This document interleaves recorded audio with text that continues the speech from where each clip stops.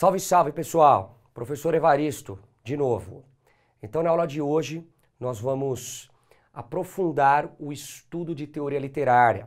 Nós vamos tratar aqui de métrica, de ritmo, de rima, aprender como se faz a separação métrica, que se chama escansão. Então, convido todos a assistirem a aula. Pessoal, então um texto literário, ele se organiza de duas formas. Ou o texto, ele se organiza em prosa, ou ele se organiza em verso. O que caracteriza o texto em prosa é a existência do parágrafo, tá? Então vamos fazer aqui uma cópia, um simulacro de um caderno, tá? Então veja, o que é um texto em prosa? O que é um texto organizado em parágrafo? Como a gente aprendeu com a tia Mônica, lá no ensino fundamental 1, a gente coloca os dois dedinhos e aí é o início do parágrafo. A gente segue escrevendo até o limite da margem direita. Quando a gente chega no limite da margem direita, a gente pula para a linha de baixo, porque não dá para continuar, tá? E aí a gente vai preenchendo, ó. Sempre no texto em prosa, a gente segue até o limite da margem direita. Vai seguindo, e aí quando a gente conclui o nosso raciocínio, a gente coloca um ponto final. Se caracteriza um texto em prosa. Já o texto em verso, ele se caracteriza por possuir métrica e por possuir ritmo, tá? Já vamos conceituar o que é métrica e o que é ritmo. Então, fazendo de novo aqui o simulacro do nosso caderno, da nossa folha. Num texto organizado em verso, o escritor ele não segue até o limite da margem direita. Ele vai respeitar o número de sílabas poéticas, ele vai respeitar a métrica. Então, toda vez que ele chegar num determinado número de sílabas poéticas, e é assim que a gente conceitua a métrica, tá? Então, número de sílabas poéticas de um determinado verso, toda vez que o escritor ele chega numa determinada métrica, num determinado número de sílabas poéticas, ele para. Por exemplo, aqui na minha construção, eu quero fazer um verso com 5 sílabas poéticas. Ó. 1, 2, 3, 4, 5. Cheguei na quinta sílaba poética, não importa se eu terminei meu raciocínio, eu pulo para a linha de baixo. Tá? O mais importante não é eu seguir até o limite da margem direita, e sim eu atingir um determinado número de sílabas poéticas. Ritmo é a alternância entre sílabas fortes e fracas ao longo de um verso, tá? Uma coisa importante, o ritmo é o principal elemento de sonoridade de um poema. Muita gente acredita que o principal elemento de sonoridade de um verso, de um poema, seja a rima. Não são as rimas, embora as rimas sejam um elemento importantíssimo do ponto de vista de sonoridade, o principal elemento é a métrica. Até porque, por exemplo, os gregos. Os gregos, eles não empregavam rima. Homero, que é o maior poeta grego, nunca usou rima. Não obstante, os poemas do Homero são poemas extremamente musicais. Como é que o Homero ele consegue chegar na musicalidade sem se utilizar de rimas? Pela uma boa utilização, uma utilização cadenciada do ritmo, que é a alternância entre sílabas fortes e fracas. Isso vai dando cadência, musicalidade para o poema, tá certo? Por exemplo, eu vou declamar aqui para você um trecho de um poema muito importante, que é: Minha terra tem palmeiras onde canta o sabiá, as aves que aqui gorjeiam não gorjeiam como lá. Olha como o poema tem uma estrutura musical. Vou enfatizar o ritmo. Minha terra tem palmeiras onde canto sabiá, As aves que aqui gorjeiam, não gorjeiam como lá. Essa alternância entre sílabas que são pronunciadas de maneira mais forte e as sílabas que são pronunciadas de uma maneira mais devagar, a isso dá-se o nome de ritmo, tá certo? Então um verso não tem jeito, é constituído por métrica e ritmo. Então a gente pode voltar aqui no texto em prosa e dizer que um texto em prosa não possui ritmo. Um texto em prosa, ele não possui métrica. A estrutura dele é o parágrafo. Tudo bem, pessoal? Pessoal, então uma das coisas mais importantes do ponto de vista da teoria literária, no que se refere ao estudo dos versos, estudo dos poemas, né? É a gente saber separar, contar os números de sílabas poéticas em determinado verso, tá? Verso, inclusive, a gente conceitua da seguinte maneira: uma linha que possui um determinado número de sílabas poéticas. Então nós vamos aprender agora as regras da escansão ou metrificação, que é como se chama o método de contar o número de sílabas poéticas em determinado verso. Então, regra número 1.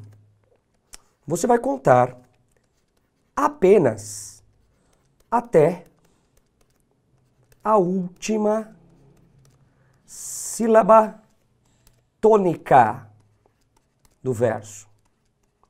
2.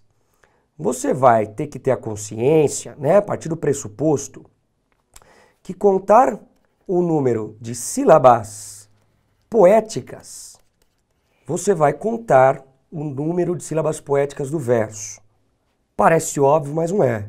Porque contar o número de sílabas poéticas é diferente do que contar o número de sílabas gramaticais, tá? O gramático, ele separa o número de sílabas de forma burocrática. Então ele pega uma palavra e vai separando o número de sílabas que aquela palavra contém. Ele está preocupado com o impulso de voz.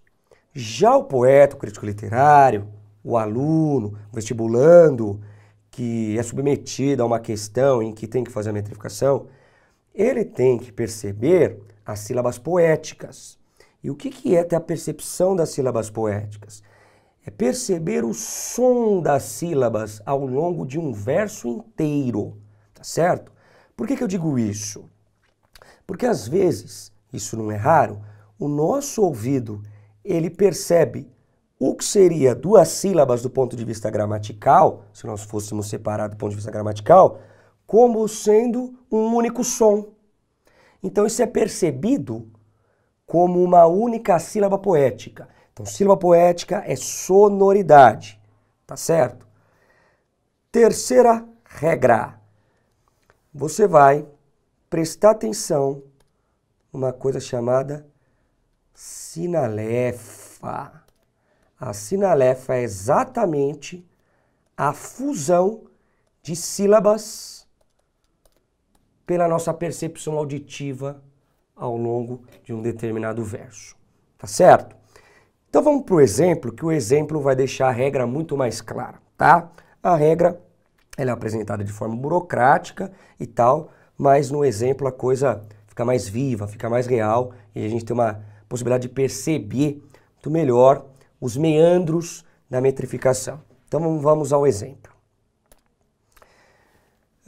Então aqui nesse exemplo eu trouxe um quarteto, tá, de um soneto do Vinícius de Moraes. Soneto é um poema com 14 versos divididos em 4 estrofes. Estrofes são conjuntos de versos. Então 2 estrofes de 4 versos, 2 estrofes de 3 versos. É o famoso 4, 4, 3, 3. Então, pessoal, vamos começar aqui a escansão. Vamos começar pela regra número 1. Contar até a última sílaba tônica do verso. A última sílaba tônica, pessoal, só pode estar na última palavra. Como é que a gente faz para achar a sílaba tônica de uma palavra? Se a gente tiver com muita dificuldade, a gente chama essa palavra como se fosse alguém que estivesse no quarto ao lado. A sílaba que for a mais forte é a sílaba tônica. Então vamos ver aqui, ó, atento. Vamos chamar o atento. Ó, a sílaba mais forte é o tem. Então eu só vou contar até aqui. O que vem depois eu excluo. Então eu não vou contar o tô, certo? Regra número 1. Regra número 2, contar as sílabas poéticas, que eu já ligo com a regra número 3. Fica assim, ó. De, tu, dual. Isso aqui, ó, essa fusão é chamada de sinalefa. Por que que há uma fusão? Porque quando a gente declama, quando a gente fala isso, o nosso ouvido percebe como se fosse um único impulso de voz. Vou fazer aqui de forma pausada. De tudo ao. A gente não fala de tudo ao meu amor. A gente fala de tudo ao. Fica uma coisa mais ou menos assim, ó. Tu, dal. Então, duas sílabas, tá? Então, o do e o ao juntam. Meu amor, serei atento. Aí é só contar. 1, 2, 3, 4, 5, 6, 7, 8, 9, 10. Pronto. O nosso verso ele possui 10 sílabas poéticas. Por convenção, quando a gente acha o número de sílabas poéticas em um determinado verso, a gente coloca ao lado direito do verso entre colchetes, da mesma forma que eu fiz aqui, tá? Então, de tudo ao meu amor, serei atento. Vamos para o segundo verso. Vamos começar pela regra número 1, contar até a última sílaba tônica do verso. Sempre lembrar disso, a última sílaba tônica está na última palavra do verso. Então, a última palavra do nosso verso é a palavra tanto. Vamos procurar aqui qual que é a sílaba tônica da palavra tanto. Então, vamos chamar como se estivesse em outro quarto. O tanto. Então, está no tan. Então, o que vem depois do tan, a gente não conta. Beleza? Então, fica assim. Antes e com tal zelue, zelue. Você não fala zeloe, você fala zelue, zelue, zelue. Fica uma coisa mais ou menos assim, ó. Zelue, zelue, zelue, zelue, zelue. Sempre, sempre tanto. Você não fala sempre e tanto. Você fala sempre tanto. Você junta. Isso se chama sinalefa. 1, 2, 3, 4, 5, 6, 7, 8, 9, 10. Então, nosso verso de novo, ó, possui 10 sílabas poéticas. Vamos para o terceiro verso. Mesma coisa. Regra número 1, contar até a última sílaba tônica do verso. A última sílaba tônica está sempre na última palavra do verso. A última palavra é a palavra encanto. Vamos chamar o encanto como se ele estivesse no quarto ao lado para descobrir qual que é a sílaba tônica da palavra encanto. O encanto, opa, tá aqui. Então, o que vem depois do can, que é a última sílaba tônica, a gente não conta. E aí é só separar percebendo sempre a musicalidade, pessoal.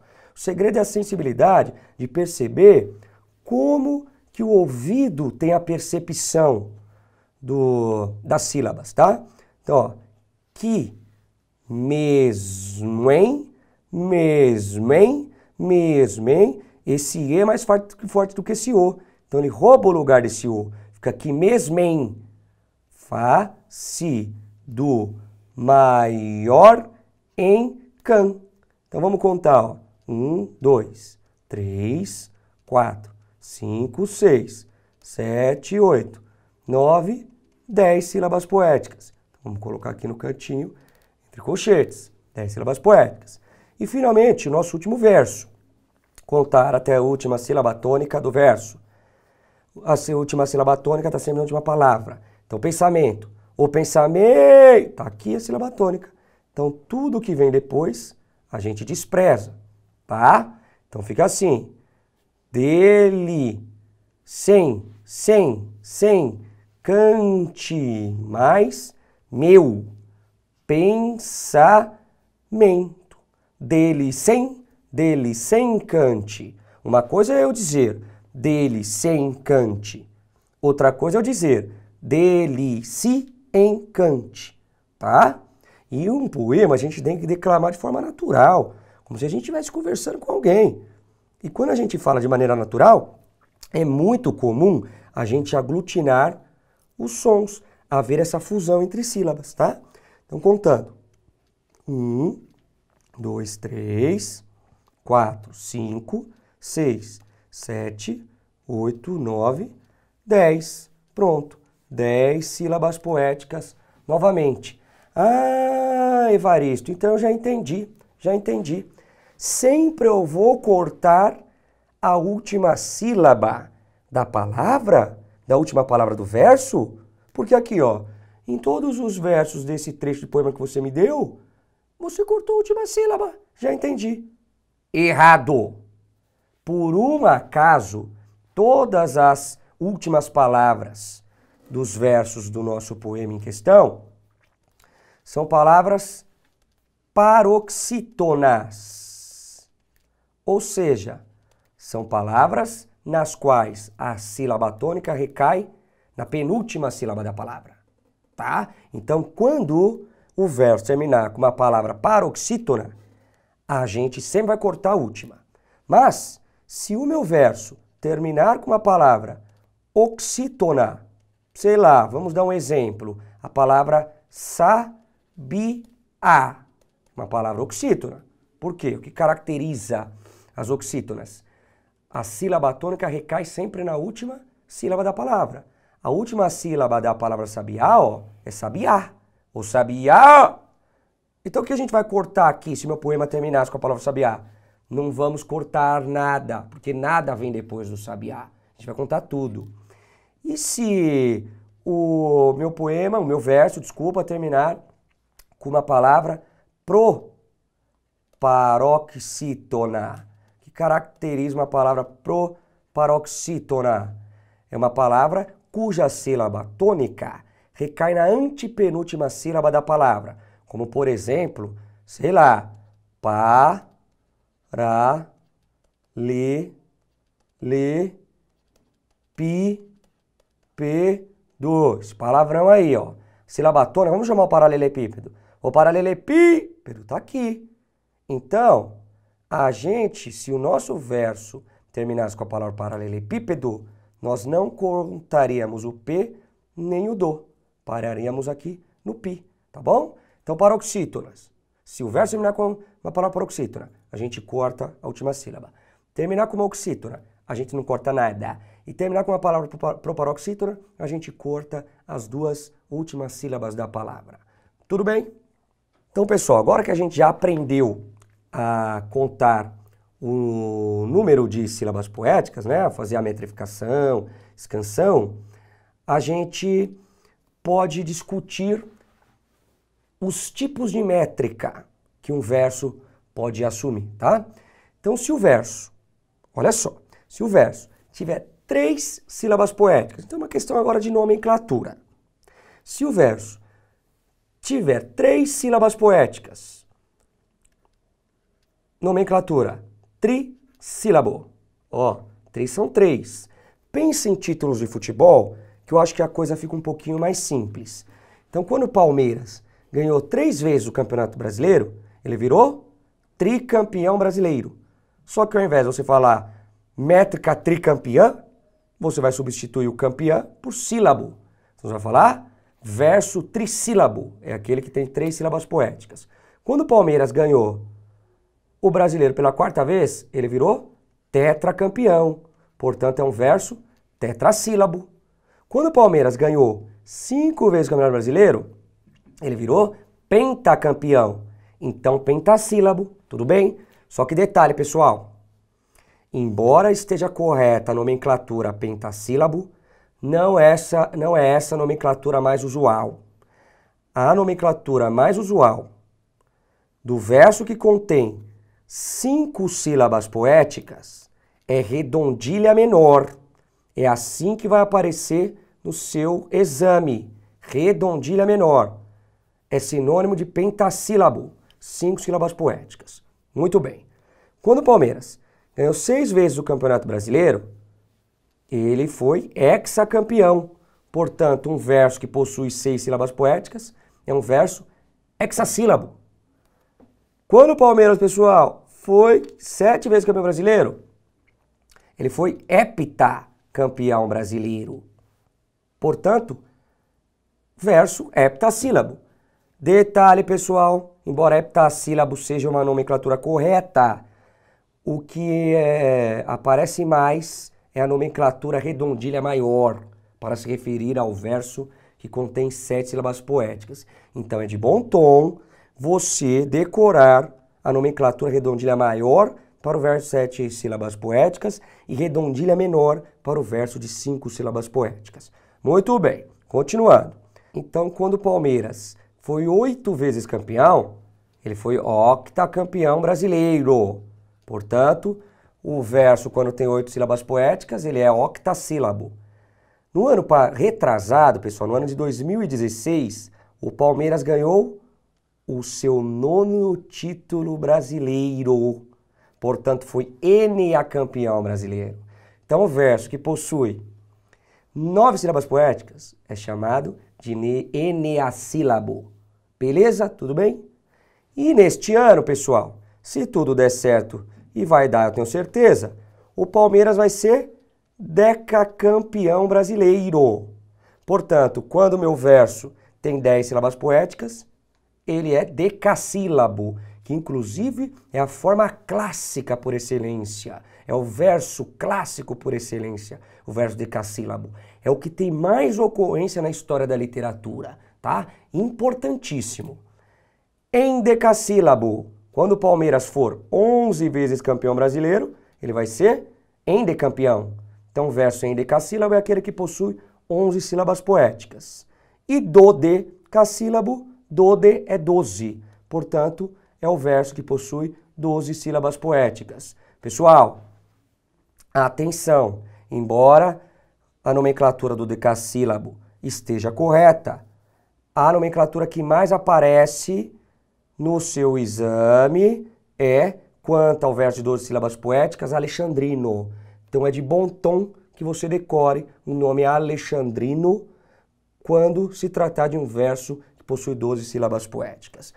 Inclusive, pessoal, veja só, as métricas aqui mais importantes no sentido do ponto de vista da ocorrência, não é, da relevância, do ponto de vista da quantidade que aparece na poesia ocidental, são as seguintes: redondilha menor, redondilha maior, decassílabo e alexandrino.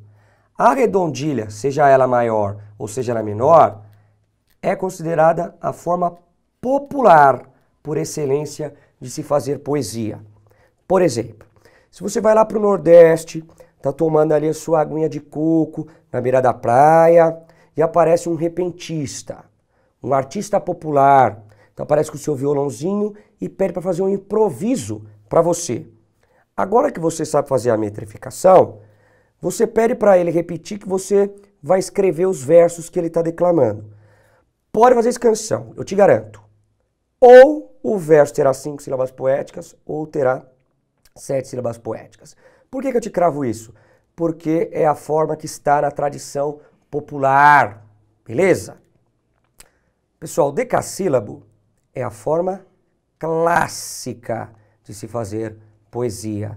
Então, quando o poeta ele vai tratar de um tema elevado, de um tema sofisticado, geralmente ele se utiliza de versos que contêm 10 sílabas poéticas.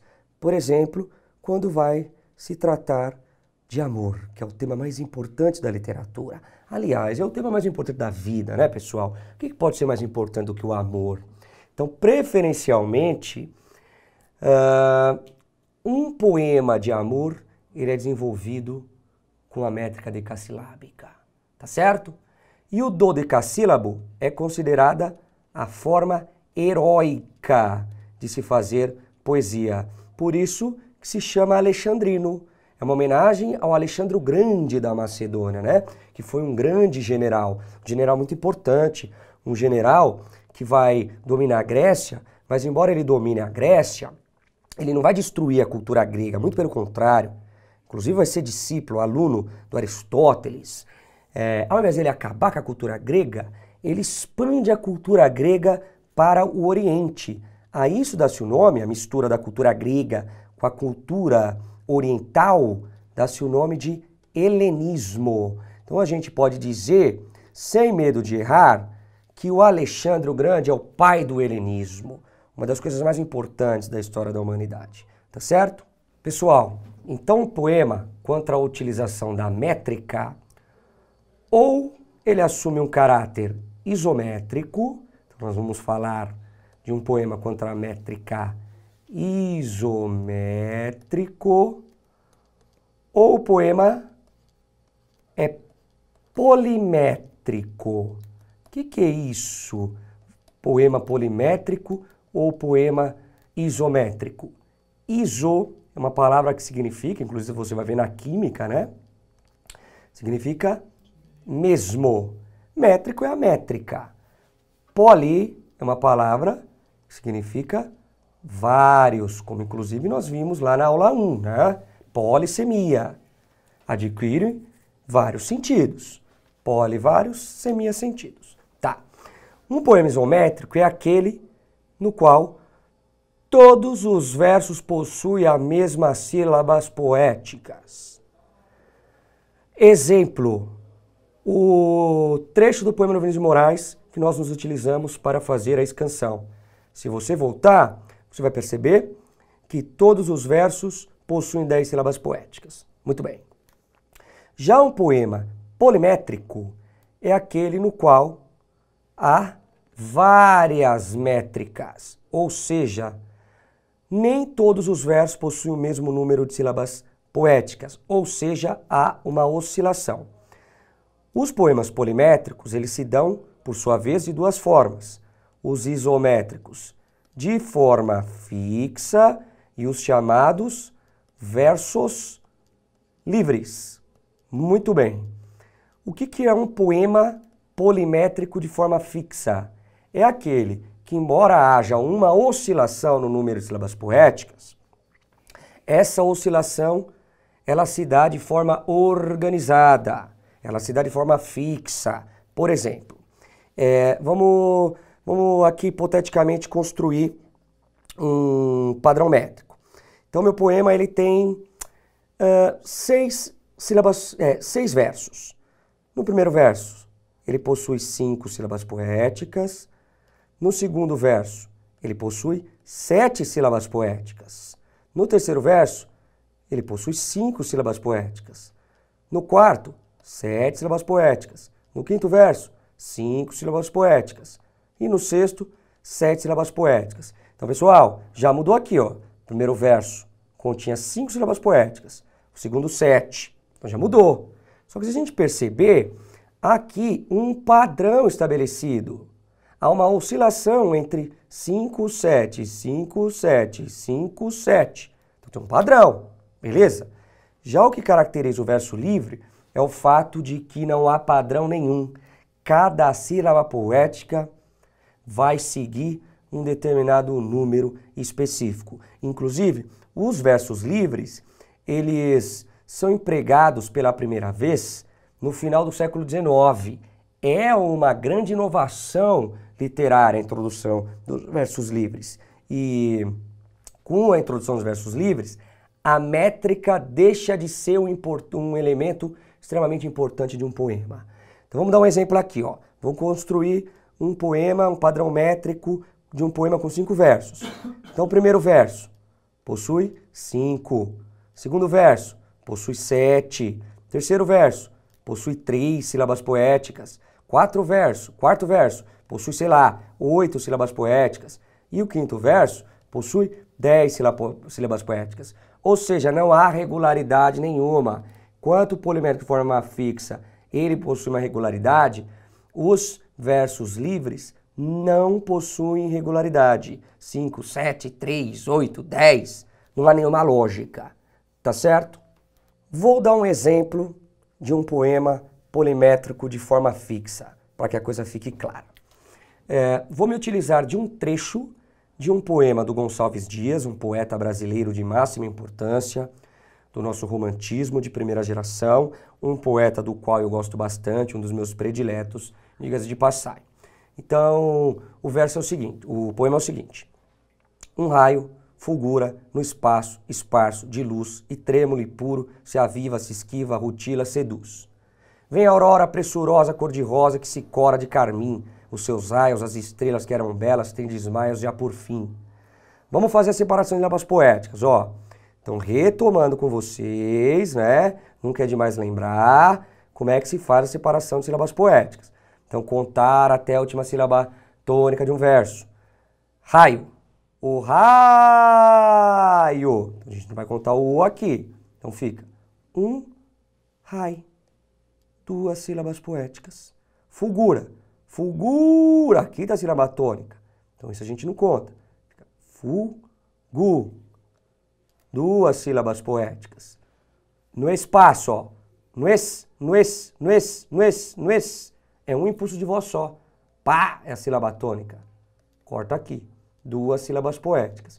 Então, pessoal, se vocês continuarem, inclusive, eu já estabeleço isso como um exercício, você vai fazer a escansão desses próximos versos. O gabarito é: todos possuem duas sílabas poéticas, tá bom? Então essa estrofe ela é composta por versos de duas sílabas poéticas. Vamos ver a outra estrofe. Vem a aurora. A aurora, aqui está a sílaba tônica. Isso aqui a gente não conta, portanto. Vem auró. 1, 2, 3. Portanto, 3 sílabas poéticas. Pressurosa. Pressurosa, aqui está a sílaba poética, isso aqui a gente não conta. Pre-su-ro-za. 1, 2, 3. De novo. E você vai fazendo isso como exercício, tá bom? Então você vai fazer a escansão dos próximos versos. Gabarito. Todos os versos possuem 3 sílabas poéticas, tá certo? Vamos continuar o poema. Tem uma continuação. O sol desponta lá no horizonte, doirando a fonte, e o prado e o monte, e o céu e o mar. E um manto belo de vivas cores adorna as flores que entre verdores se vê brilhar. Ó, vamos fazer essa canção. Desponta. Desponta. O sol despom. 1, 2, 3, 4. 4 sílabas poéticas. Lá no horizonte. Horizonte. Então, lá no. Ó, pessoal, importante aqui, ó sinalefa. Você fala lá no horizonte ou você fala lá no horizonte? Você fala belo horizonte ou você fala belo horizonte? São coisas diferentes, não é? Quando a gente fala belo horizonte, a gente aglutina o lo com o de horizonte. Aqui se dá a mesma coisa. Lá no horizonte. Então, 1, 2, 3, 4 sílabas poéticas novamente. E aí, vou te dar como exercício também, você continuar fazendo as escansões aí dos versos dessa estrofe e tá aqui o gabarito. Todos os versos possuem 4 sílabas poéticas. Próxima estrofe. Um ponto aparece que o dia entristece, o céu onde cresce, de negro atingir, ó verde a procela, enfrene mais bela, no ar se encapela, já pronta a rugir. Então vamos fazer aqui a escansão. Aparece, aparece. Aqui está a última sílaba tônica do verso. Então aqui a gente não conta. Fica um ponto a, pá, ré. Então 1, 2, 3, 4, 5 sílabas poéticas. Pessoal, próximo verso. Que o dia entristece. Entristece. Aqui é a sílaba tônica. Então, ó, a gente não conta o C. Então fica kyo. Uma coisa é eu falar ki-o, outra coisa é eu falar kyo. Então, kyo, di, ien, tris, te. Esse é mais difícil, hein, pessoal? Kyo, di, ien, tris, te. Kyo, di, ien, tris, te. Então, 1, 2, 3, 4, 5 novamente, pessoal. 5 sílabas poéticas. Então você vai fazer como exercício aí a escansão dos próximos versos. Gabarito, 5 sílabas poéticas. Ou seja, pessoal, vamos voltar para o começo do poema. O poema, ele é composto de mais de 6 estrofes. Eu trouxe 4 apenas, para a gente compreender.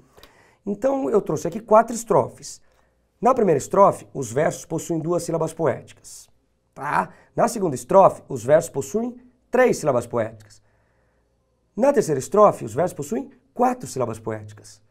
Na quarta estrofe, os versos possuem 5 sílabas poéticas. Ou seja, pessoal, não é um poema isométrico, poema polimétrico, porque há oscilação. Agora, embora haja oscilação, essa oscilação ela se dá de forma fixa, tá certo? Porque a cada estrofe nova, o poeta insere um número a mais de sílaba poética. Primeira estrofe, 2 sílabas poéticas. Segunda estrofe, 3 sílabas poéticas. Terceira estrofe, 4 sílabas poéticas. Quarta estrofe, 5 sílabas poéticas. Quinta estrofe, que não está aqui, mas a gente pode prever qual que vai ser a métrica utilizada. 6 sílabas poéticas. Hexâmetro, hexassílabo. Sexta estrofe do poema. Ele compõe com 7 sílabas poéticas cada verso. Redondilha maior. Então, concluindo, trata-se de um poema polimétrico de forma fixa. Então, pessoal, nessa aula nós vimos como se separa as sílabas poéticas de um determinado verso, nós vimos a nomenclatura das métricas, nós vimos que um poema ele pode ser isométrico ou polimétrico, enfim, discutimos questões relacionadas à teoria literária referentes ao poema. Essa é a primeira parte da aula. Continuaremos com essa aula na aula sobre teoria literária parte 2. Até lá!